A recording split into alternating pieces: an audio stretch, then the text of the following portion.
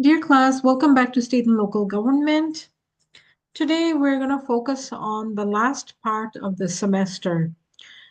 For the last 3 weeks or so, we've looked at financial issues. And we also looked at some direct democracy type things. In our readings, we also looked at the different types of Southern politics, focusing on Texas and Arkansas. So, what are we looking at? Mainly, we looked at the power of the state legislature. We looked at direct ballot initiatives. We looked at state budgets. We looked at Texas politics, but also Southern politics and national politics within Locander, the authors of Real World of Texas Politics. For Arkansas politics, we looked at Walmart and guns. We looked at public education, public health care. Um, we also looked at religion and education. We also focused on finances. How do state, local, and federal governments raise money? Basically, they borrow money by issuing something called bonds, right? And so David Schleicher's book, In a Bad State, was fantastic, and most of you had that reaction. So we'll talk about politics and money in this talk. A big, uh, a major issue that we basically the what we are learning from these two books, Real World of Texas Politics and In a Bad State, as well as the various readings, really focuses on phenomena related to federalism. During dual federalism, we know this is the era between 1790 to 1880, and you read about this and you watched videos about this. We know that the federal government powers are very different from state government powers, though there is some overlap. And the courts were very, very effective. Anytime any of these governments crossed the line when it came to their powers, the courts pushed back to remind the federal government or the state governments that they were crossing the line. So at this time, we saw that federal governments would not regulate businesses within states, and they refused to regulate banks. Even when states issued debt and local governments issued debt, the federal government said, you know what? We don't have power over this issue. States have powers. They need to regulate their businesses. We will not regulate for them. And therefore, they refuse to pay or bail out the states and local governments. We also see a gray area in the politics between 1880s and 1920s. We see that dual federalism has given states reserve powers, the right to regulate business, but at the same time, states are finding that it's very hard to attract business, right? Congress wants to regulate industry on labor issues and industrial organization. So we see some kind of regulation happening. Many state and local governments need to be bailed out financially, but the federal government doesn't want to do this. And the courts are constantly reminding the federal government that they shouldn't. Remember that from David Schleicher, In a Bad State? So in the South, we see the US military presence to enforce the end of slavery until 1911. So here we see the federal government engages in the Civil War to end slavery and remains in the South to make sure that the South is bringing itself up to code as far as the federal laws, right? So we see a challenge to the dual federalism system since the 1860s, right? And it lasts, the military presence is until the 1900s. We also see an era of railroads. So this, states and local governments begin to issue government bonds to borrow money to build railroads. If you have railroad businesses, basically are moving to your town. So if you had railroads, you also had this economy around the railroads. So you had, all kinds of restaurants and banks and all kinds of businesses sprouting, and those brought more development. Those attracted, increased the economy of the place, and more people moved to those towns. When railroad passengers stop, they are spending money, right? And so David Schleicher actually talks about the towns, the economies, and he says, you know what? Banks are, based in New York and other places, are actually helping the states and local governments borrow at this time. And guess who's buying this stuff? It's the international investors. You have World War One, you have various European wars happening. And so within Europe, there are a lot of banks that are looking for better investment options. And they're looking at the US and they're seeing a few very successful cases, and they want to buy state and local bonds, right? And so David Schleicher shows you that in the book, is that the majority of bonds before 1900s are actually state and local bonds. And these are being financed by the international community banks, mainly in Europe. In the era of cooperative federalism, we see the federal government starts to bail out state and local governments. But there are strings attached. We see that the social security system has been created at the federal level, but it's not perfect. We had some readings on the public healthcare system, right? On Medicare and Medicaid creation. And we also looked at the creation of the Veterans Administration at the federal level. So we see that major changes are happening. States can now be bailed out to a certain extent, and we see that during the Great Depression, the federal government also has many laws. So now, if you accept the money, you must quickly amend the state legislature, and the state, has to start acting in particular ways. Civil rights acts are, they culminate the civil rights movement sort of in the 1960s, and we see several acts leading to the end of segregation.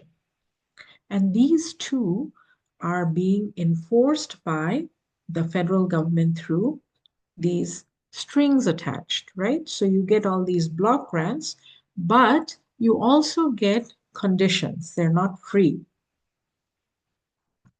Lastly, in new federalism, we see that states have been following the federal government mandates for a while, right?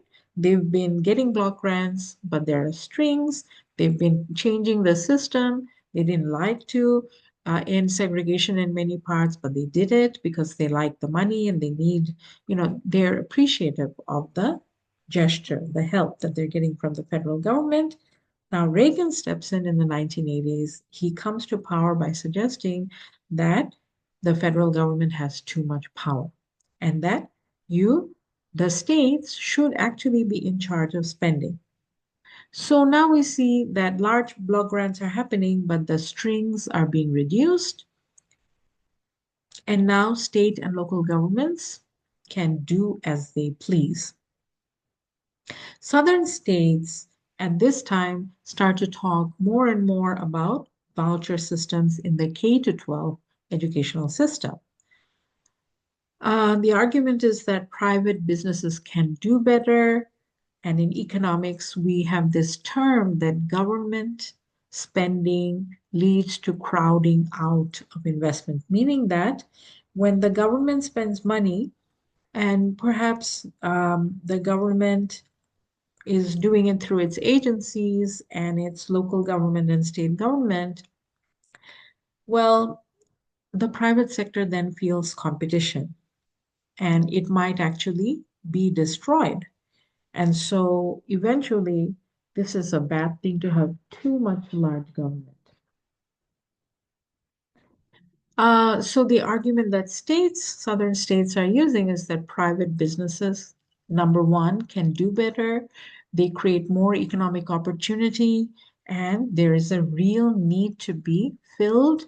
The education statistics show that only 30% of school children meet literacy and math expectations, as Robinson's paper shows. And so he's saying that Robinson is suggesting that more funding is needed from the federal government, whereas these southern states and more the red states are suggesting that no, actually, what we need is privatization of this education system. So here we see the analysis of all that we've been reading through this federalism lens. So we explain certain things very well. The way that David Schleicher is talking about in a bad state, how states and local government debt was not, was not addressed. The need to bail them out was not addressed by the federal government. Well, this is all really about the type of federalism we had, right? And until cooperative federalism, the mindset of states and the federal government mindset wasn't there that it should bail out the states because states have reserve powers. And so we could analyze what we have been reading by using these types of ideas, the types of models of federalism, right? We also looked at state budgets. We more recently observed that within Arkansas, that there has been a tendency to expand Medicaid. Though when Obama proposed Medicaid expansion, we saw Republican state legislature oppose expansion of Medicaid within Arkansas.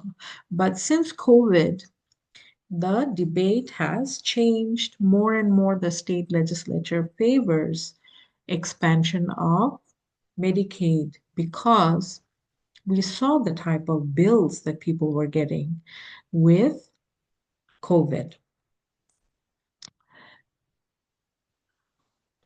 We also see in the state budget, if you look at the budget, and many of you did, that there's a tendency to reduce state income taxes or the argument to reduce state income taxes and increase subsidies to businesses. So return some of the money that businesses have been paying in terms of corporate taxes. There's also the tendency to not give more money to public education as far as K to 12, but at the same time, we see that the Arkansas Learns Act has been passed by the state legislature, and they want to increase funding for K to 12, K to, I think the primary K to 3 right now, and basically address the very low statistics related to literacy and math. We also saw that they raised the salaries for new teachers. As far as Southern politics, that really is something that we have to talk about, right? I mean, yes, we can understand things based on federalism, but there's an element of Southern politics itself that we can't ignore. We looked at the early history of the Southern states after the Civil War through Locander. And yes, we have to use federalism to understand some of it. We saw the end of slavery and segregation, but the politics of segregation in the South, you have the 13, 14, and 15 amendments being passed by the US Congress, but not being enforced by the states. You have the Emancipation Proclamation. So the 13th Amendment is the abolition of slavery. 14th is the Equal Voting Rights Amendment, Equal Protection Under the Law. So these are the amendments that were supposed to address the fact that new kinds of people have been added to the citizenry, or who are now free and should be protected equally under the uh, by the law, basically. As you know, uh, dual federalism is a scenario where we have contestation of power, state versus federal. What happened in this time as far as slavery and the condition of African Americans in the US? So we know that slavery was federal law. The Constitution allowed it. Until passing the 13th Amendment, the Constitution allowed it. So you could not get Southern states to sign the Declaration of Independence in 1776 without allowing slavery, and therefore it was part of the US Constitution. However, once the Emancipation Proclamation happens and you have 13, 14, and 15 amendments to the US Constitution, now slavery has ended and we cannot have unequal protection under the law. So the federal law itself has changed, and states had to match their state legislature policies to address these changes. However, they refused to do that. And so we have to understand that Southern politics was a very interesting and different, of course, very, very difficult time for people who were not white. So you have the argument that the races must be separate and therefore segregation, right? And to preserve the white race, essentially. Marriage between Black people and white peoples was not allowed, even though white owners had had children with their slave who were Black, right? So Black people could also not have the same access to public infrastructure and amenities. So we have segregation in schools. You can't sit in the front of the bus and other kinds of, you can't enter buildings through the same, gate and things like that. Equal protection under the law was the promise of Amendments 4 to 8 when it came to criminal and civil courts. So because this wasn't being enforced, you had to have the 14th and 15th Amendments, right?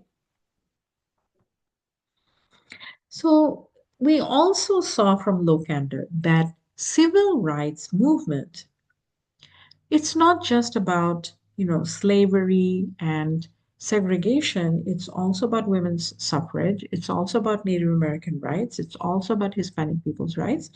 And none of this was being honored by the southern states. And so women's suffrage, even though many states were allowing it, we saw that the southern states were the last ones to sign on. We also see in Lokander that, okay, so while Texas was one of the states to allow white women the vote, of course, it pushed back when it came to Black women, Hispanic women, and other non-white people's access to vote and other civil rights.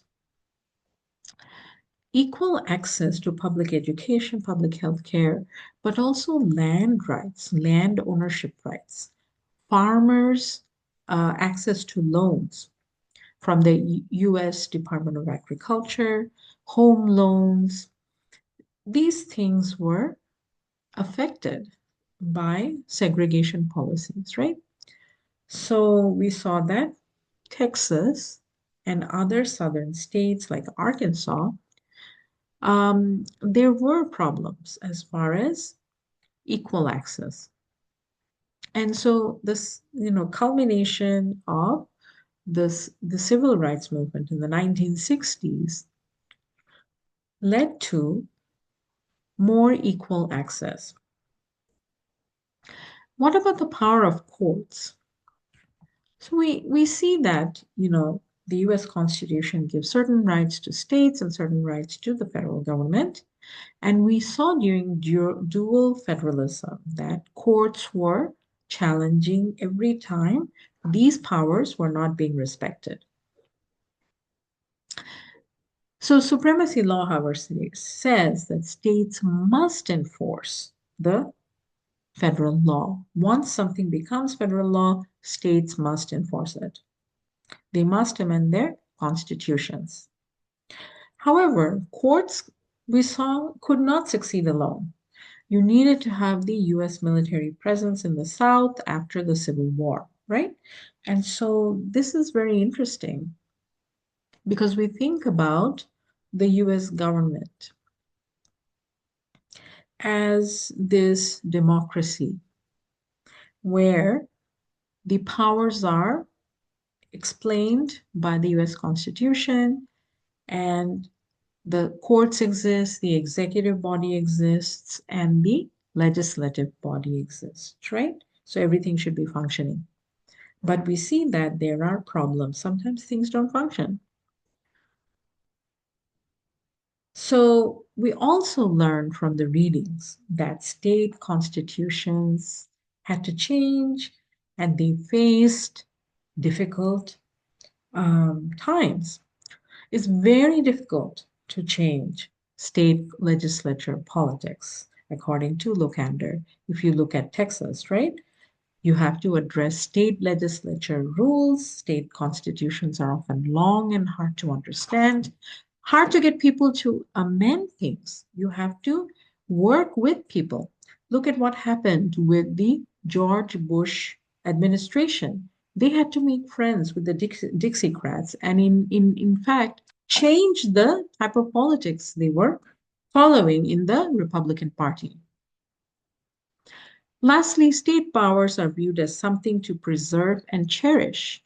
We saw in the readings about direct ballot initiatives in Arkansas that uh, states really viewed their powers as something that they had to preserve, and they would not allow the people to just, take away those rights. People had certain rights, and the state legislature candidates, or rather the officials, had their own rights and powers.